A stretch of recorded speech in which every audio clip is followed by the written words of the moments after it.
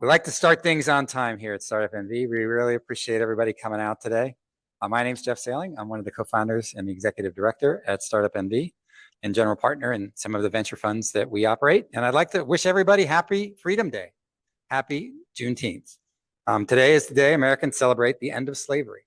Juneteenth has been an official holiday since 2021, though many have celebrated it for much longer than that.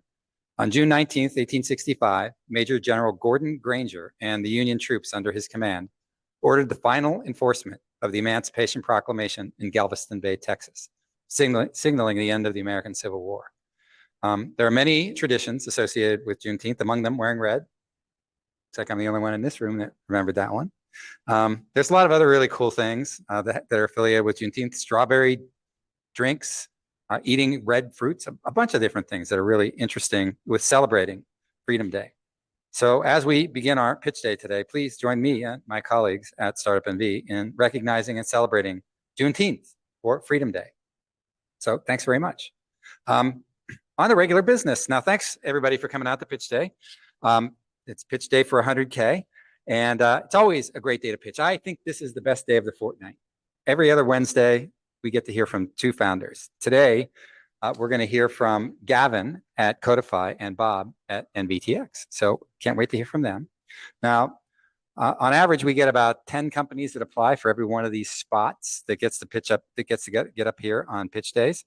So congratulations, guys, on making it through the gauntlet to get here.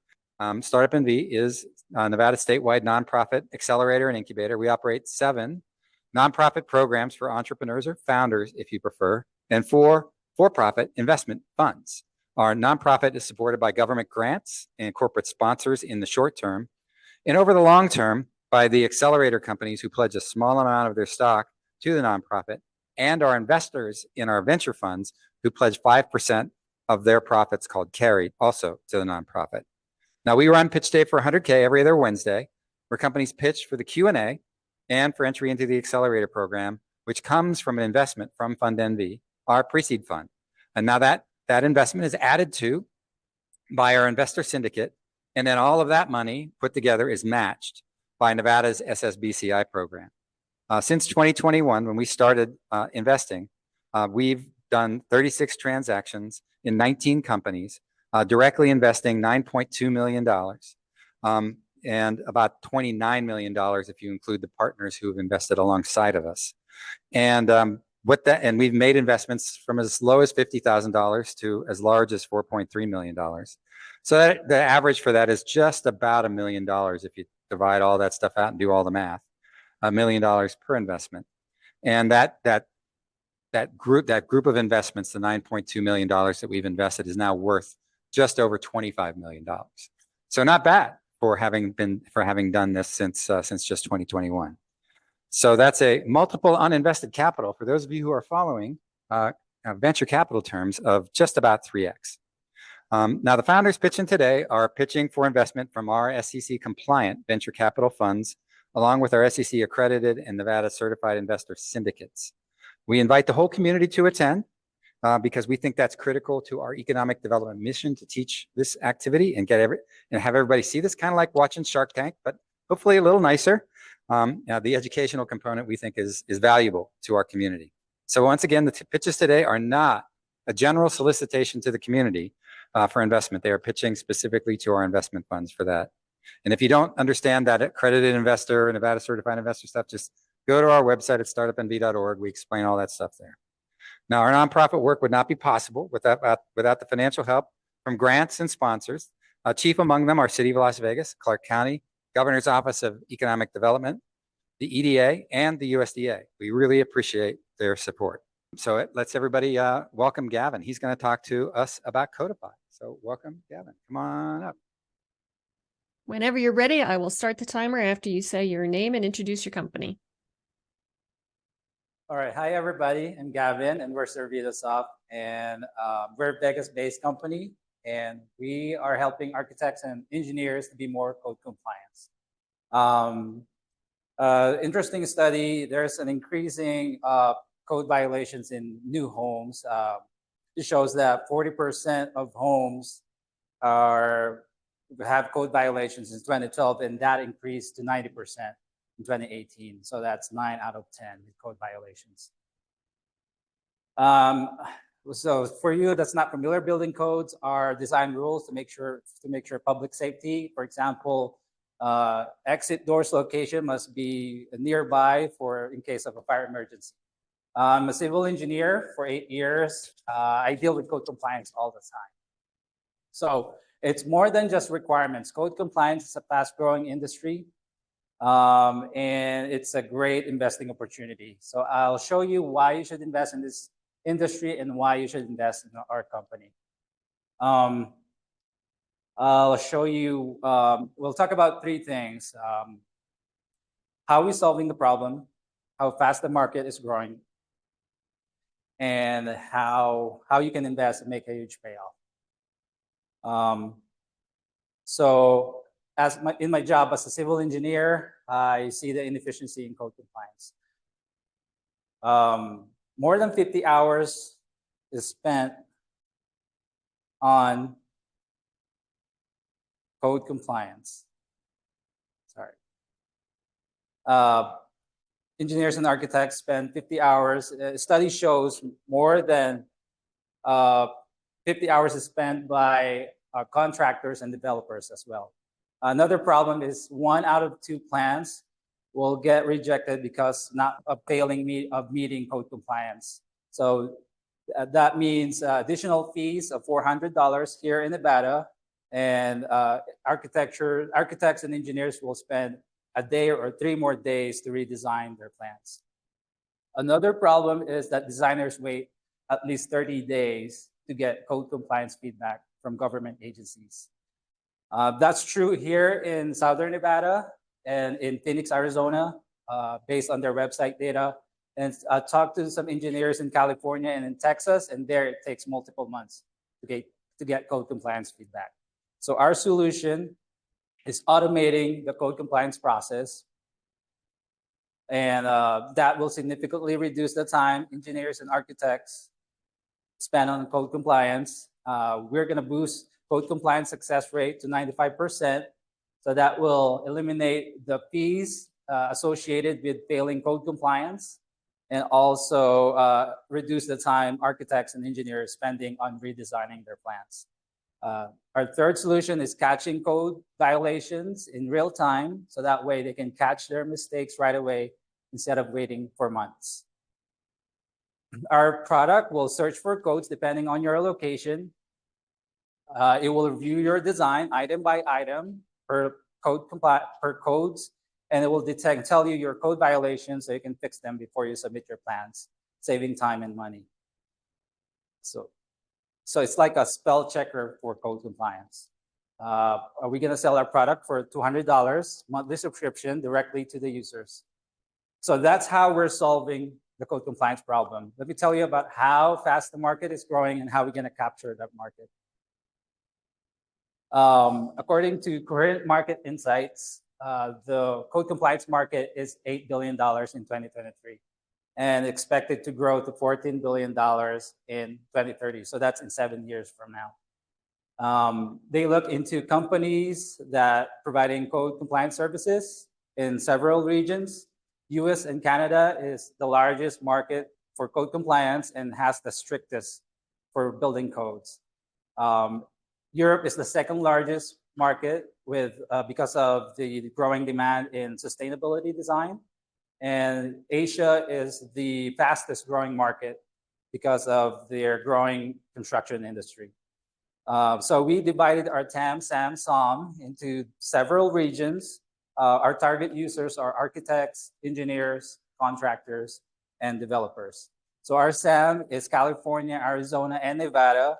It has $520 million of market size, and we're going to capture this in 3 to 5 years. Our SAM is US and Canada. It has $3.3 billion market size, and we're going to capture this in 5 to 7 years. And our TAM is $8.16 billion, and we're planning to capture that in 7 to 10 years.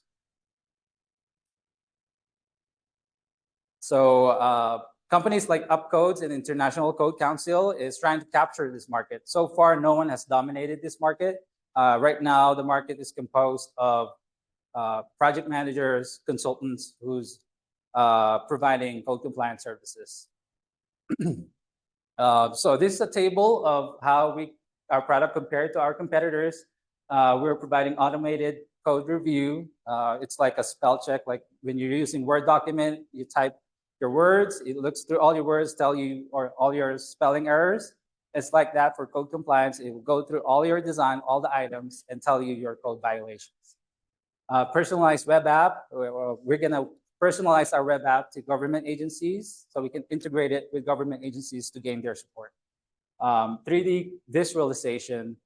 This is so engineers and architects can visualize their design and easily identify the code violations in their design. So far, none of our competitors is offering these features.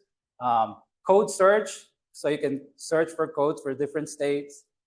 This is a specialty of our competitors, and we're deciding not to compete here, but just provide the codes that our customers need. Code comparison, where you can compare codes between different states. Again, this is a specialty of our competitors. We're not going to compete in this area. So the greatest obstacle in code compliance advancement is government adoption in technology. So our strategy is to build partnerships with government agencies. So we're gonna do that by importing their codes into our web app, personalizing our web app to their websites, and integrating our web app to their websites to gain their support. So that's how fast the market is growing, and that's how we're gonna capture the market. So let's talk about how you can invest and make a payoff in this investment. So our team is composed of experienced individual in software development. I myself have 8 years experience in civil engineering. I have experience in code compliance, and I've released 2 software products for engineers, so I have the technical background and abilities to produce tools that use in this industry. And I've received 2 offers from 2 companies for partnerships to create software. However, I decided to pursue this venture. So that shows that I have the abilities and I've proven the marketability of my products.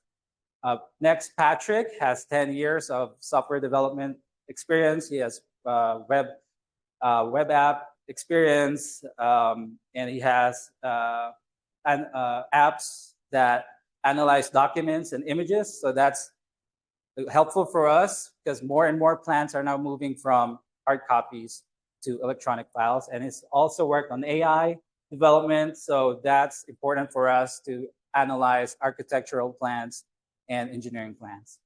Next, Jed has experience in product design. He's worked on an app called Ditto, and he has 3 years of product design experience. So we're asking for $200,000 for 10% of our company equity, and we're going to spend that on sales, marketing to make partnerships with government agencies, and product research to make sure we keep building the most important features for our clients.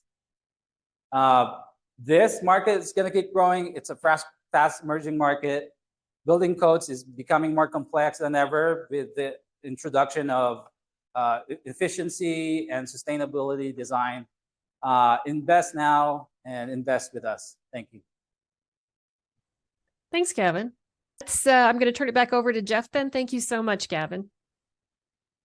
Awesome. Well, thanks to everybody for coming out today, to our participants and everybody watching us on Zoom, YouTube, and YouTube Live, and to those who will be watching the recordings later.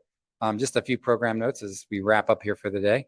So, and if you're curious, if you're an investor out there thinking, man, this stuff's cool, how do I get invested in these things? Well, we can help you with that too. To again, go to the website to say, I'm an investor, and there's a bunch of different options for you to join our funds or to join our groups when we put together investment packages for companies like the ones you saw today and others. Just check out your opportunities out there again on startupnv.org. You can join us at our FundNV fund. FundNV has its own website, fundnv.com. Our 1864 fund has its own website, 1864.fund. So you can check out all the information that we have out there on being an investor. Thanks again to Bob and Gavin, although we've lost Gavin, for presenting today. And to our whole team that puts these on every 2 weeks, and to our investor group who's going to be watching these pitches later. Now, the next time we're pitching is not July 3rd. It's 2 weeks after July 3rd. So I guess that's about 4 weeks from now. So until then, we'll see you back here in 4 weeks for 2 more pitches from awesome Nevada startup companies. July 17th. July 17th. I knew somebody would come up with a date. So until then, take care of yourself. And if you can, someone else too. We will see you back here in 4 weeks. And again, happy Juneteenth. Happy Freedom Day. We will see you back here in about a month.